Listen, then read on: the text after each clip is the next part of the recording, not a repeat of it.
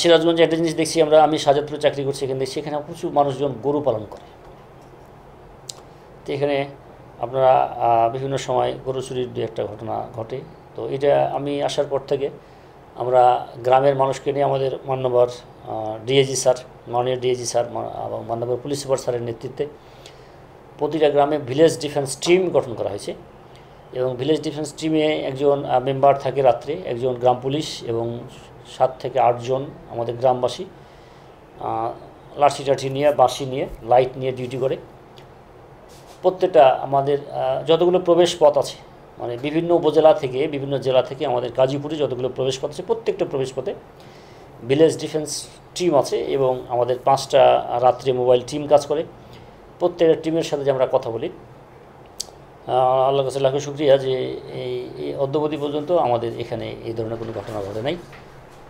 আমাদের এক্ষেত্রে আমাদের মাননীয় জাতীয় সংসদ সদস্য প্রকৌশলী জনাব তানভীর সাকিল জয় স্যার, উপজেলার চেয়ারম্যান, আমাদের দ্বিতীয়বার নির্বাচিত উপজেলার চেয়ারম্যান খলিলুর রহমান সিরাজি ভাই, উনিও আমাদের হেল্প করছেন।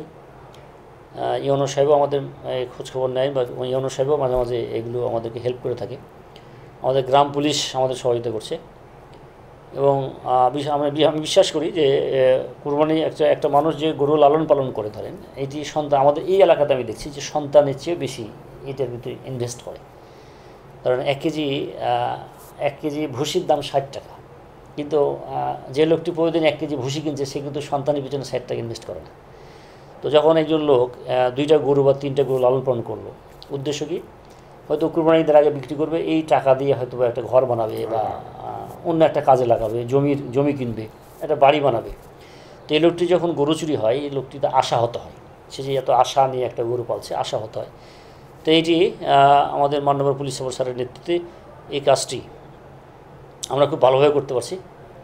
এবং আমার বিশ্বাস যদি আমরা কন্টিনিউ করতে পারি, যে অবশ্যই আমাদের এই গাজীপুর উপজেলার মধ্যে ঈদের আগে যেন কোনো গরু চুরি না হয়, এটি আমরা একবারে গ্রামবাসী, গ্রাম পুলিশ, স্থানীয় জনপ্রতিনিধি, নির্বাচিত প্রতিনিধি, মাননীয় জাতীয় সংসদ সদস্য সাহেব স্যারের সহযোগিতা আছে, আমরা ইনশাল্লাহ পারব।